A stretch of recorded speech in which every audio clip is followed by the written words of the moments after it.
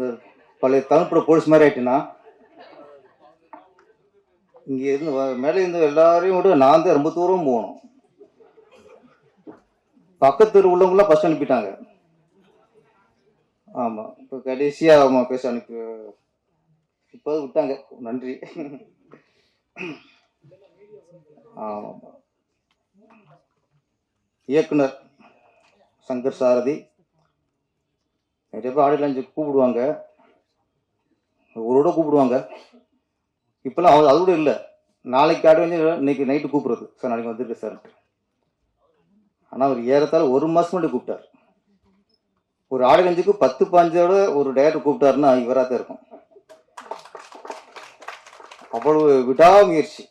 ஒரு ஆடியோ லான்ச்சுக்கு ஒரு விஐபி கூப்பிட்றதே இவ்வளோன்னா படம் பெரிய அளவில் பண்ணியிருப்பார்.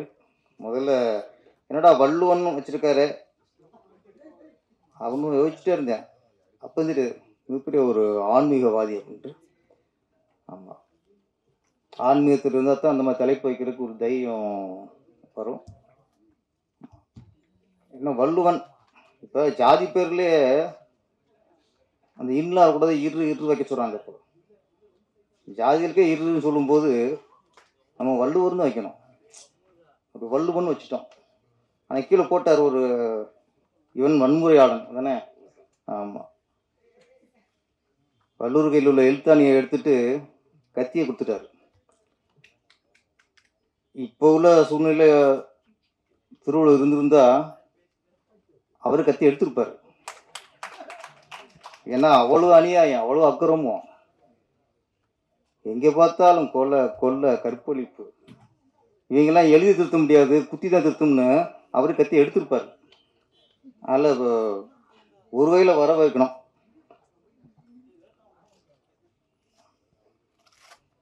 சில வருஷத்துக்கு முன்னாடி பார்த்தா நீங்கள் வள்ளுவன் ஃபஸ்ட்டு டைட்டில் வச்சு உங்களுக்கு பாராட்டுறேன் முதல்ல.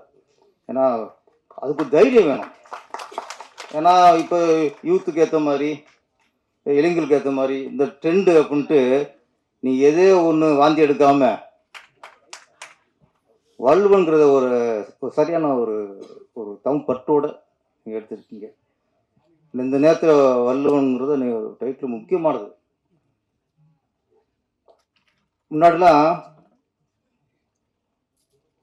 பஸ்ஸு போர்டில் கலைஞர் கருணாநிதி நகர் அப்படின்னு போர்டு இருக்கும். ஒரு நகருக்கே கலைஞர் கருணாநிதி நகர் அப்படின்னு போர்டு இருக்கும். ஆட்சி மாறின உடனே அந்த கலைஞர் கருணாநிதி நகர் வந்து கேகே நகராக மாறிடும். இந்த நகர் போர்டெலாம் பார்த்தா உடனே அது ஃபஸ்ட்டு ஆட்சி மாறணும் அது பண்ணுவாங்க. அந்த போர்டை அடிச்சுட்டு டக்குன்னு கேகே நகர் பண்ணுவாங்க. திருப்பி திமுக ஆட்சி வந்துச்சுன்னா திருப்பி கலைஞர் கருணாநிதி நகர், பஸ்ஸில் அண்ணா நகர் டு கலைஞர் கருணாநிதி நகர் பேர் மாறும். அப்புறம் ஒரு ஆட்சி வரும்போது அரசு பஸ் எல்லாம் பச்சை பெயிண்ட் அடிச்சுக்குவாங்க. எல்லாம் அவருக்கு ராசி பச்சை பெயிண்ட் அடிச்சுக்குவாங்க. அப்புறம் ஆட்சி மாறும், டக்குன்னு உடனே மாறுறது பஸ் கலர் தான். நாட்டில் மாற்றங்கள் மாறுறது இல்லையோ பஸ் கலர் மாறும். சரி பஸ்ஸோட போச்சு பார்த்தா ஒரு நகரோட பேரோட போச்சுன்னு பார்த்தா கடைசி அந்த அரசியல் கையில் மாட்டினது திருவள்ளுவர் தான். அவராட்டுக்கு வெள்ளை வேட்டி கட்டிக்கிட்டு இதில் ஒரு பட்டையை போட்டு ஒரு எடுத்தானையை வச்சுட்டு ஓடச்சி வச்சுட்டு உட்காந்துட்டார். ஒரு ஆட்சி வருது, வந்த உடனே எங்கே லஞ்சத்தை ஒழிப்போம் மற்ற ஒழிப்போம் இல்லை, திருவள்ளுவர் நெத்தியில் பட்டை அடிச்சுல அதை அழிச்சாங்க. ஒரு முக்கியமானதில்லை, இப்போ அதை அழிச்சிட்டாங்க. அதை அடிச்சுட்டு நெத்தியை மூலியாக்கி உட்கார வச்சிட்டாங்க திருவள்ளுவரை. அப்புறம் இந்து பற்றாளர் வராங்க. இவங்க நாடாது திருவள்ளுவர் நெத்தியில் பட்டை அடிச்சிட்டாங்களேன்ட்டு இவங்க. அப்போது நெத்தியில் மட்டும்தான் பட்டை இருந்துச்சு. இவங்க என்ன பண்ணாங்க, திருவள்ளுவருக்கு நெத்தியில் நெஞ்சில் இங்கே ஒரு பட்டை, இங்கே ஒரு பட்டை, இங்கே ஒரு பட்டை, கையில் 3 பட்டை, ஒரு பட்டை 7-8 பட்டை ஆயிடுச்சு. வெள்ளை வெட்டியை காவிய மாத்திட்டாங்க. ஒரு அரசியல் கையில் ஆட்சி மாறினா பஸ் கலர் மாறலாம், ஏன் அங்கே திருவள்ளுவர் மாறுறாரு? அவரே இதை பாடுபடுத்துறிய, அவர் என்ன பாவம் பண்ணாரு?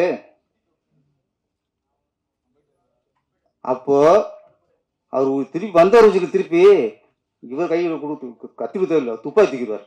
அவங்களா என்ன பாடுபடுத்துறிய? அந்த அளவுக்கு இன்னைக்கு திருவள்ளுவரே இந்த பாடுபடுத்திட்டு இருக்கோம். அதாவது திருவள்ளுவருங்கிறது வள்ளுவன் பேர் வச்ச சங்கர் சாரதிக்கு என்னுடைய முதல்ல வாழ்த்துக்கள். அப்புறம் இன்னொன்று, படத்தோட கதை. நான் ஃபஸ்ட்டு வந்தோடனே சார் ஆடியோ லான்ச்சுக்கு வரணும், அப்போ என்ன டைட்டில்னு கேட்டேன். வள்ளுவன் அப்படின்னாப்புல. நானும் ஆர்கே சொல்லும் மாதிரி நானும் ஷாக் ஆகிட்டேன். வள்ளுவன் நான் அப்போ கேட்டேன், திருக்குறள் மாதிரி தெளிவு மாதிரி ஒவ்வொன்றா பண்ண சொல்ல போடலான்ட்டு. இல்லை சார், அது இல்லை சார், நான் வேறு என்ன, ஒரு வள்ளுவர் அந்த குறள் ஏற்ற அந்த குறளை வச்சுட்டு அது தகுந்த மாதிரி கதை பண்ணியிருக்கேன் சார். ஓகே, அப்போ நாடு சொன்னார் அவர், இந்த மாதிரி கொலா அரங்கில் கொள்வது தான் அரசனோட கடமை. உழவன் எப்படி பயிருக்கு இடையில ஒரு களையை பிடுங்கினானோ அது மாதிரி கொலகாரன் கொள்றதும் ஒரு அரசனோட கடமை. அரசனை கொண்டா கொலகாரனை அரசன் கொள்ளலாம், அரசனை கொண்டு வந்தாங்கன்னா அப்படி நடந்துருக்குங்க நாட்டில். அப்போ அரசர்லாம் தெரியாமல் பண்ணிடுவாங்க. ஒரு பசுவோட கண்ணுக்குட்டிய அரசர் தேர்ல ஏற்றிட்டார், தெரியாம ஏற்றிட்டார். அரசர்கிட்ட முறையிட்டான், பசு முறையிட்டுச்சு, பையனை கொண்டுட்டான். அவன் அரசன். பையன் தப்பு பண்ணாலும் தண்டனை கொடுக்குறான்ல, அவன் அரசன். தப்பான புரிதல், தவறா புரிஞ்சுட்டு கோவலனுடைய மரணத்துக்கு காரணம் பாண்டிய மன்னர். கண்ணை வந்து நியாயம் கேட்டா, நியாயம் தெரிஞ்சு வச்சாக நம்ம தப்பு பண்ணிட்டோமே. நம்ம தப்பு பண்ணிட்டு தெரிஞ்ச அடுத்தனுடைய செத்துட்டான் பாண்டிய மன்னர். அவன் அரசன். அவன் பையன் கற்பழிச்சாலும் சரி, அவன் பையன் கொலை பண்ணாலும் சரி, பையனை காப்பாற்றுறதுன்னா அது அரசன் இருக்க முடியாது. இன்னைக்கு நாடு அப்படி இருக்கு. ஒரு டைலாக், வீரியமான டைலாக் ட்ரெய்லர்ல, உங்ககிட்ட பதவி இருக்கு, பணம் இருக்கு, எங்கிட்ட சட்ட நுணுக்கம் இருக்கு. நம்ம 2 பேரும் சேர்ந்தா சட்டத்தையே விலைக்கு வாங்கலாம், ஏன் நீதிபதியே விலைக்கு வாங்கலாம். இந்த காலகட்டத்தில் டைலாக் சொல்றதுக்கு பெரிய தைரியம் வேணும் சார். இன்னைக்கு நீதிபதியை விமர்சனம் பண்ணி சொன்னாலும் உள்ள வச்சுட்டாங்க. வாட்ஸ்அப்ல என்ன நீதிபதி பண்ணிட்டாரு அப்படின்னா, இந்த நீதிபதி சொல்லிட்டாரு தூக்கி போடு. நீதிபதி கடவுளா? அரசனே தப்பு பண்றான், ஆண்டவனே தப்பு பண்றான், நீதிபதி தப்பு பண்ண மாட்டாரா? நீதிபதி சொன்னா அவனை தூக்கி உள்ள வச்சிருது. அப்படி இருக்க காலகட்டத்தில் நீதிபதியே விலைக்கு வாங்கிறோம்னு ஒரு டைலாக்னா அதுக்கு இயக்குனர் பாராட்டணும். ஏன்னா எனக்கு அந்த டைலாக் கேட்டோன்னு எனக்கு பகீர்ந்துச்சு. நான் சிவகாசியில் ஒரு சீனை வச்சுக்கிட்டேன். ஆனால் அந்த பேசுகிற டைலாக் வக்கீல் பேசுகிற டைலாக் தானே. சிவகாசியில் நான் வக்கீல் வந்து ஒருத்தருக்கு டீ வாங்கி கொடுத்தாரு. நான் ஒரு நகைச்சுவைக்காக வச்சுக்கிட்டேன். படம் ரிலீஸ் ஆனதுக்கு அப்புறம் தமிழ்நாட்டில் எங்கெங்கெல்லாம் கோர்ட் இருக்கும், திருச்சியில், தஞ்சாவூரில், மதுரையில், கும்பகோணத்தில், சென்னையில், செங்கல்பட்டில் எங்கெங்கெல்லாம் கோர்ட் இருந்துச்சோ அங்கெல்லாம் என் மேலே கேஸ் இருந்துச்சு. நான் வக்கீல் சொல்லிட்டேன்ல, என் மேலே விட்டுல, என் மேலே நான் எல்லாம் கழுதுல நான் நடித்த பாவத்துக்கு விஜய் மேலேயும் கேஸ் போட்டாங்க எல்லா கோர்ட்லையும்.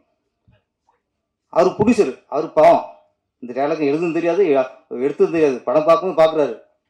அவர் மேலே கேஸ், 3 பேர் மேலேயும் எல்லா கோர்ட்லேயும் கேஸ் இருந்துச்சு. அப்போ ஒரு வக்கீல ஒரு நகைச்சுவை காட்டும்போதே எனக்கு எல்லா கோர்ட்லையும் நம்மளுக்கு கேஸ் இருந்துச்சு. இந்த மனுஷன் ஒரு வக்கீல் வந்து நீதிபதியே விலைக்கு வாங்கலாம் அப்படின்னு ஒரு சொல்றாருன்னா, உண்மையிலே இவர் வந்து 100 பேரரசுக்கு சமச்சார். சரி வேணும். ஒரு டைரக்டருக்கு முதல்ல நாட்டுப்பட்டு இருக்கணும் சார், நாட்டு மீது அக்கறை இருக்கணும் சார். மக்கள் மீது அக்கறை இருக்கணும் சார். ஒரு நல்ல கலைஞன் வேற, வியாபாரி வேற. பொழப்புக்காக, வயிற்று பொழப்புக்காக எதாவது சொல்லி படத்தை எடுக்கிறத விட நாட்டு நல்லது செய்யணும், நாட்டில் ஒற்றுமை உண்டாக்கணும், நாட்டில் ஒரு விழிப்புணர்வு உண்டாக்கணும். அவன் தான் நல்ல கலைஞன். முதல்ல நல்ல கலைஞனாக இருக்கணும் முதல்ல. அப்புறம் டைரக்டராக சம்பாதிக்கிறவங்க அடுத்த விஷயம். ஒரு விஷயம் இப்போ சொல்கிறேன், ரொம்ப மனசு வலிச்சு ஒரு பேசும்போது. எங்கள் அம்மா இன்னைக்கும் வீட்டு வேலை பார்க்குறாங்கண்ணா சார். ஒரு திரைப்பட இயக்குனர் பெருமையாக இருக்கலாம், ஆனால் ஒரு விஷயத்தை வெளிப்படையாக சொல்கிறாங்க ஸ்டேஜில். இந்த படம் முடிஞ்சு சொன்னதுக்கப்புறம் உங்கள் அம்மா வீட்டு வேலை பார்க்கக்கூடாது சார். நீங்கள் ஒரு வீட்டுக்கு ஓனராகி சொந்த வீடு வாங்கி உங்கள் அம்மா ராணி மேலே உட்கார வைங்க. அதுதான் வெற்றி. தாய்ப்பாசம் தோத்தது இல்லை. எம்ஜிஆர் முதற்கொண்டு நடிகர்களே தாய்ப்பாசம் அதிகமாக வெளிப்படுத்தினவர் புரட்சித் தலைவர் எம்ஜிஆர். நாட்டு ஆண்டு போயிட்டார் சார். நாட்டு அடிப்படை காரணம் தாய்ப்பாசம். கண்டிப்பாக நீங்கள் வெற்றி அடிச்சிருக்கீங்க. நான் சொல்ல ஒரு நல்ல கலைஞன். ஏன்னா நீங்கள் லவ் ஸ்டோரி எடுக்கலாம், காமெடி படம் எடுக்கலாம், ஆக்ஷன் படம் எடுக்கலாம், எமோஷனல் படம் எடுக்கலாம், த்ரில்லர் படம் எடுக்கலாம், பேய் படம் எடுக்கலாம், ஜாதி படம் எடுக்கலாம். எந்த படம் எடுத்தாலும் சரி, நோக்கம் நல்லதாக இருக்க வேண்டும். நோக்கம் நல்லதாக இருக்க வேண்டும். சொல்ற கருத்து நல்ல கருத்து சொல்லணும். நீ காமெடி ஆடு, ஆனால் அதில் கருத்து நல்லா இருக்கணும். ஆக்ஷன் படம் எடுக்கலாம், அதில் கருத்து நல்லா இருக்கணும். இன்னும் மக்களுக்கு சொல்ற விஷயம் நல்ல விஷயமா இருக்கணும். படமா இருக்கணும். அது இருக்கிற மக்கள் சீரழிக்கிற மாதிரியும் படம் எடுக்கிறது அது நம்ம கலைக்கு பண்ற துரோகம். மக்கள் ஒற்றுமை உண்டாக்குறதுக்காக நம்ம ஒரு கதையை எடுத்துட்டோம்னா அது கலை சேவை, மக்களுக்கான சேவை.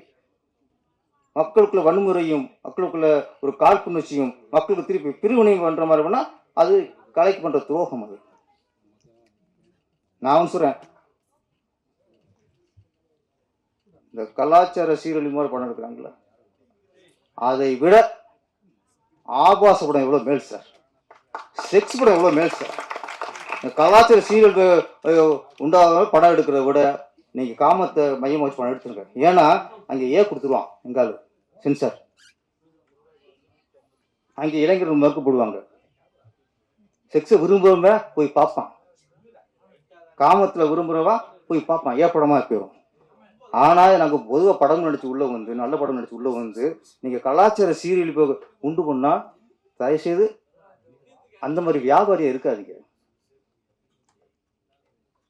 ஒரு நல்ல விஷயம். இது வந்து திருல மூவிக்கிறாங்க. திருல மூணாள்னா அது நல்ல விஷயம் இருக்காரு. பெண்களுக்கு பாதுகாப்பு வேணும். இன்னும் பெண்களுக்கு பலாத்காரத்தில் பாதிக்கப்படுறாங்க, அதை ஒழிக்க வேணும். அதுக்கு ஒரு குரலின் அடிப்படையில் ஒரு கதை வச்சிருக்கிறார். அப்போ பெண்களுக்கு பாதுகாப்பு வேணும்னு சொல்லி நல்ல விஷயம் தானே.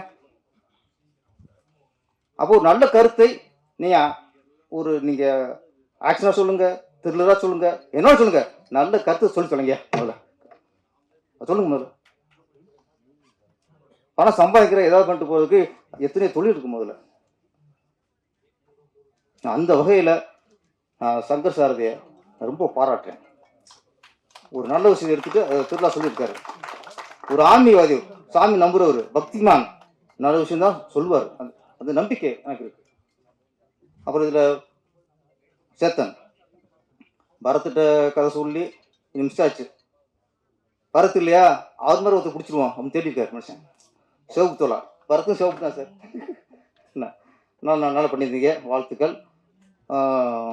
கதாநாயகி ஆசனா, அவங்க பேச ரொம்ப கலையா இருக்கு. ஒரு கதாநாயகியில் கொஞ்சம் ஒரு முகக்கலையான ஒரு கதாநாயகி, நல்லா நடிச்சிருந்தீங்க. உங்களுக்கு வாழ்த்துக்கள். மியூசிக் அஸ்வந்த் வாழ்த்துக்கள். கேமரா நல்லா பண்ணியிருந்தாரு. வள்ளுவன் மிகப்பெரிய வெற்றி அடைய வேண்டும். ஏன்னா இது எல்லாரும் உண்மை அடிச்சுட்டாங்க, எல்லாரும் உண்மை அடிச்சுட்டாங்க. எனக்கு வந்து இதில் வந்து சும்மா ஒரு படம் எடுத்தோம் அதெல்லாம் இல்லை. இவரோட உழைப்பு, ப்ரொடியூசருடைய இன்வால்மெண்ட்டு, கதாநாயகன், கதாநாயகி, நடித்த வில்லன்கள் எல்லாருமே நல்லா இன்வால்வ்மோடு நடிச்சிருக்காங்கிற விஷயம் இந்த மேடையில் தெரிஞ்சுது. இவ்வளோ கூட்டம் வந்திருக்குல்ல, அதில் தெரிஞ்சு போச்சு. ஏன்னா கொஞ்சம் மழை வந்தாலே பாதி பேர் மழையை காரணம் வராமல் போயிடுவாங்க.